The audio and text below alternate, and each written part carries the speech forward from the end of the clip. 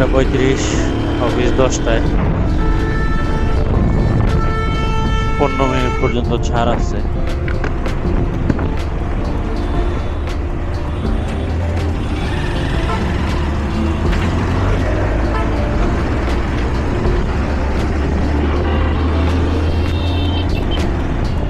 এই অল্প একটু জায়গায় সবাই রং সাইড দিয়ে যায়।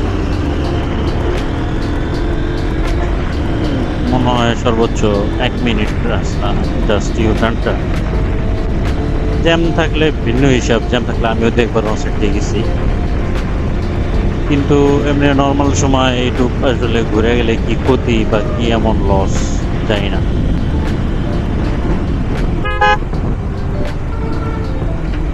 বৃষ্টি হবে মনে হয়, আকাশ আবার কালা হয়ে গেছে।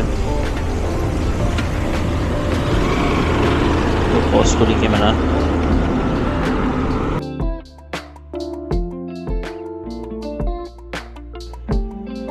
হেমায়তপুর বাস স্ট্যান্ডে প্রতিদিন সকালবেলা একটা মারামারি করা লাগে। ভদ্রলোকের সন্তান বাস ড্রাইভারেরা, লোকাল বাস ড্রাইভারেরা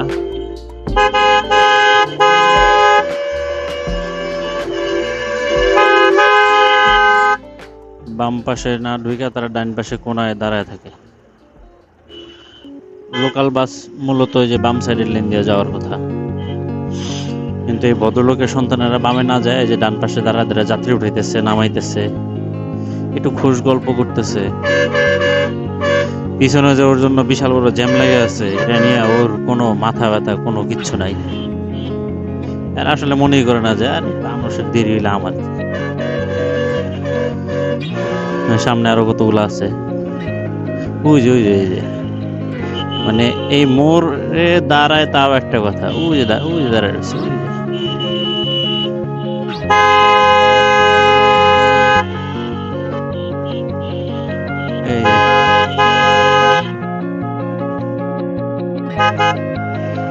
কোনো একটা গ্যাঞ্জাম হয়েছে গাড়ির সাথে, ওদের জন্য আবার এরা আবার এই যে রাস্তার মাঝখানে দাঁড়ায় থাকে। এর আগে একবার সেলফিতে চাপা খায় মনে হয় 3-4 জন মারা গেছে, দোষ হয়েছে সেলফি বাসের। এই যে দাঁড়ায় রয়েছে, এই যে এরা কেন এইখানে দাঁড়া থাকবে যে দেয়াল টপ হয়ে ওইটা সেলফি বাসের দোষ হয়েছে। আমি এখানে কোনো সেলফি বাসের দোষ দেখি না। এইটা তো মানে মাঝখান দিয়ে তো কারিগর যাওয়ার জন্যই হচ্ছে আইল্যান্ড গুলা বানাইছে। এখানে তো মানুষ দাঁড়ায় থাকার জন্য বানায় নাই, দুই পাশে 2টা ওভার ব্রিজ দিচ্ছে যাতে এখানে মানুষ সমস্যা না হয়। তারপরও রাত্রেবেলা যখন এই রোড দিয়ে যায়, মানুষ ভূতের মতো দৌড় দেয় সামনে দিয়ে। মানে বাংলাদেশের রুলস হচ্ছে কি অ্যাক্সিডেন্ট হোক যাই হোক, দোষ হচ্ছে ড্রাইভারের বা গাড়ির বা কিছু একটা।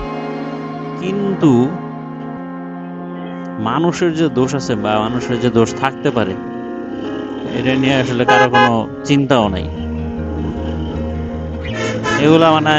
এগুলা তো আসলে স্কুল কলেজের বইতে পড়ানো উচিত যে কিভাবে রাস্তা পার হইতে হয়।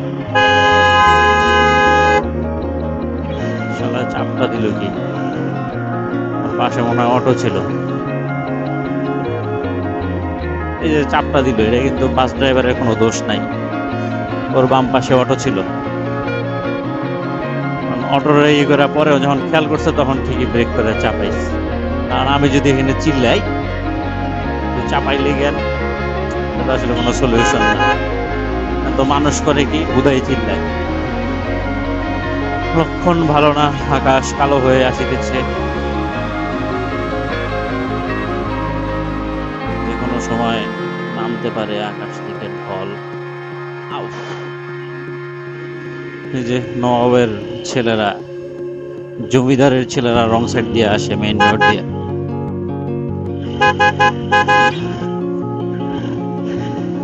এগুলা কেউ দেখে না, কারণ অটো রিক্সার জন্য সব হালাল। হারাম খালি মোটর সাইকেল আর এই যে প্রাইভেট কার, হাইয়েস্ট এদের জন্য।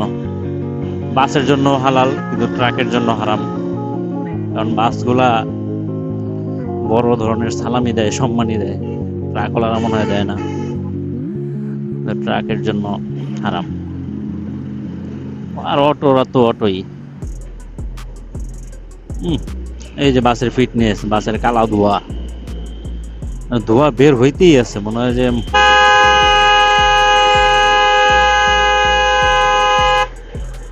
অবস্থা!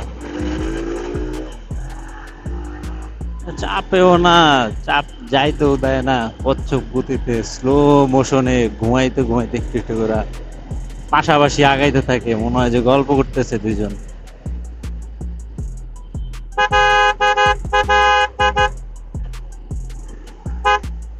এই যে আর একটা অটো, এই যে মিস্টার জমিদারেরা। মানে এটা যে একটা ভুল কাজ, এটা যে ঠিক না, এটা নিয়ে কোনো মানে বিন্দু পরিমাণ কোনো মাথা ব্যথা নাই।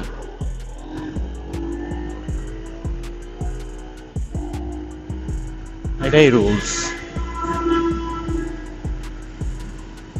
ঠান্ডা লাগতেছে, হেমায়তপুর জঘন্য ময়লার ভাগাড়ে চলে আসছি। এনে চার বুঝে বাম পাশে দেখা যায় নাকি জানি না, পাহাড়ের মতো ময়লা, ভয়ঙ্কর গন্ধ।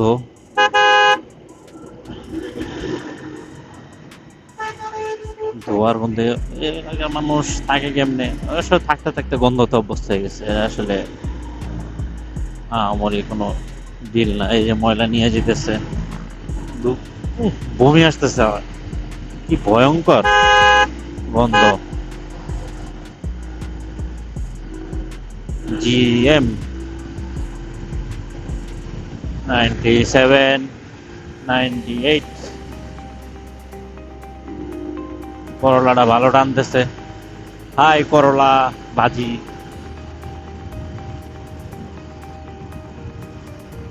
101 3 4 5 6 7, শেষ ব্রেক, সামনে গাড়ি আছে।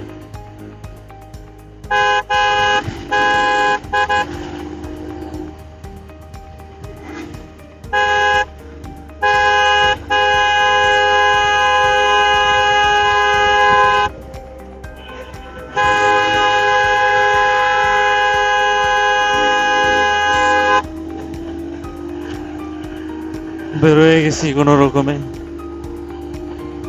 অফিস টাইম আছে 10 মিনিট। গাবতলী ব্রিজ এখনো উঠি নাই। বাম পাশের ফগ লাইট খুলে গেছে, সম্ভবত নাটের প্যাচ কেটে গেছে বা কিছু একটা।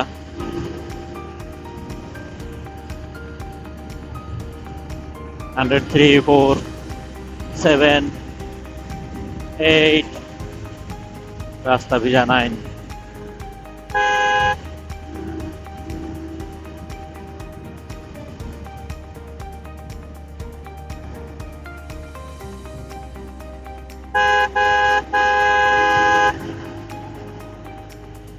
পরে দেখি ঝুলতেছে, তারপরে খুইলা ব্যাগে ঝুলায় রাখলাম। ব্যাগে ঢুকায় রাখছে, ব্যাগে ঝুলায় রাখি নাই। গাবতলী ব্রিজ, ভালোই ট্রাফিক আছে। ডানে না বামে, ডানে না বামে, বামে।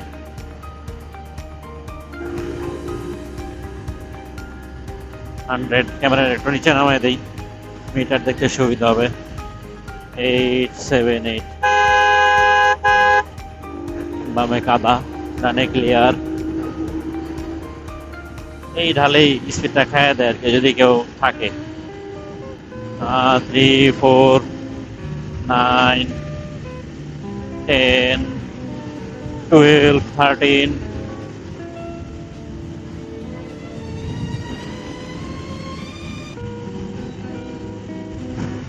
14। আর যাওয়া যাবে না, সামনে গ্যাঞ্জাম আছে। ও 5 গিয়ার।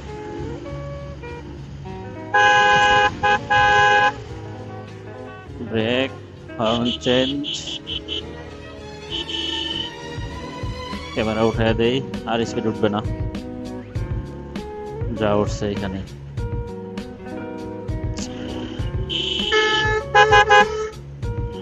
এটুকু হচ্ছে, এখন বনানী পর্যন্ত মারামারি করতে করতে যেতে হবে। রাস্তার অবস্থা দেখে মনে হইতেছে খালি।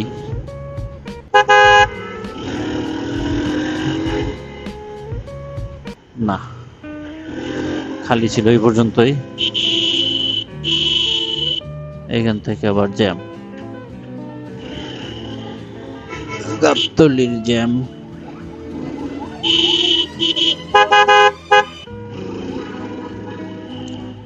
চিপাচাপি দিয়ে ভালোই আগানো যায়, বহুত গ্যাঞ্জাম করতে হয়। ঢাকায় সুবিধা হচ্ছে পিঁপড়ার মতো একটা মোটরসাইকেলের লাইন তৈরি হয়ে যায়, মানে একজন ওই লাইনের ভিতরে ঢুকে গেলে সব ওই সিরিয়াল অনুযায়ী লাইন অনুযায়ী আগাইতে থাকে। এটা একটা মজা জ্যামের মধ্যে বাম সাইডে। এতক্ষণ ছিলাম একা, এখন এই যে মোটামুটি 15-20টা বাইকের একটা সিরিয়াল হয়ে গেছে। এই ভদ্রলোকের আগে যাওয়ার ইচ্ছা নাই। 9:53 বাজে, 7 মিনিট আছে। রাস্তা খালি থাকলো তো, শুক্রবার থাকলে আমি 7 মিনিটেই বনানী চলে যেতে পারতাম। 7 মিনিট না লাগলে হয়তো 10-11 মিনিট লাগতো, কিন্তু এই 7 মিনিটের রাস্তা আমার হয়তো 35-40 মিনিট তো মিনিমাম লাগবেই। ক্যামেরার চার্জ পরে আসতেছে, পাওয়ার ব্যাংক লাগাই দিলে বাইক থেকে নামতে হবে।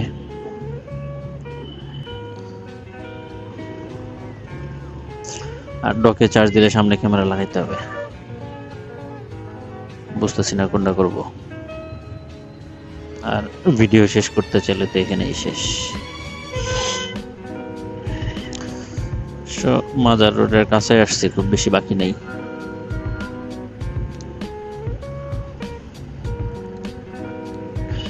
আবার ময়লার সারেরা উল্টা আসতেছে। আরে অবশ্য রাজা বাচ্চা, এদেরকে আসলে কোনো কিছু বলার নাই। পজিটিভলিও দেখা যায় কষ্টের কাজ করে। পজিটিভলি দেখা যায় এই জন্য যে হয়তো একটা দুইটা, তো রিক্সা বা অটোর মতো যদি মানে সিরিয়াল ধরে যদি আসতেই থাকে, সেটা তো আর পজিটিভলি দেখা সম্ভব না।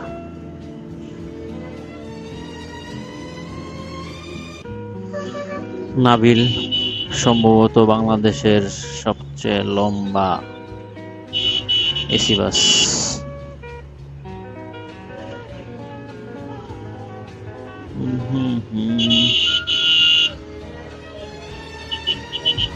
এই সিগন্যালটা পার হইতেই খবর হয়ে যেতেছে। বৃষ্টিটা অফিসে যাওয়ার পরে আসলে বেঁচে যেতাম।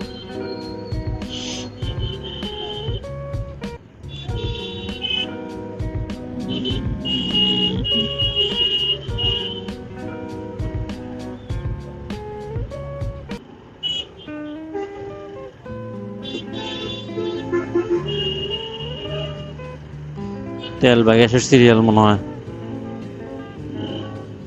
সামনে, কিন্তু এই লাইন এত দূর পর্যন্ত আগে দেখি নাই, এটা কাছাকাছি থাকে, আজকে একটু বেশি লম্বা। এই যে বদগুলো আসছে মামলা দিতে। গাড়িতে মামলা দিতেছে না বাসে দিতেছে যাই না, গাড়িতে দেয় তাহলে হচ্ছে এটা খুব খারাপ কাজ।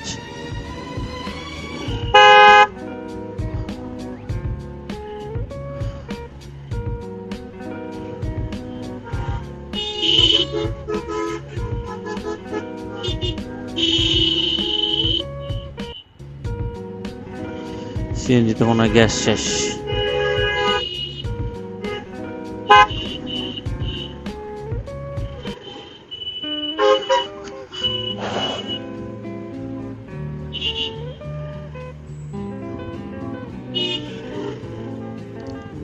আবার চাপ দিল,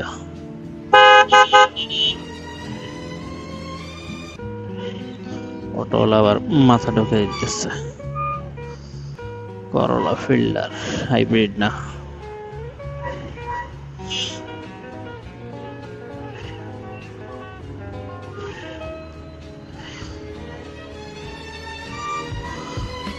কি একটা অবস্থা। টেকনিক্যাল পার হয়তো টাইম লাগবে। এই ভদ্রলোক বাম সাইডের জায়গাটা ক্লিয়ার রাখলেই বের হয়ে চলে যাওয়া যেত, নিজেও যাবে না, যাইতেও দিবেন। আর একটু গেছে।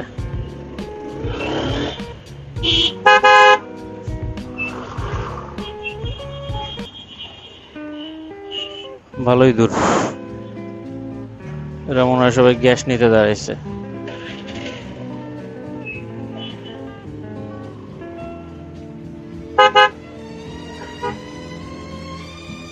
দিছে রিক্সাটা আটকায়।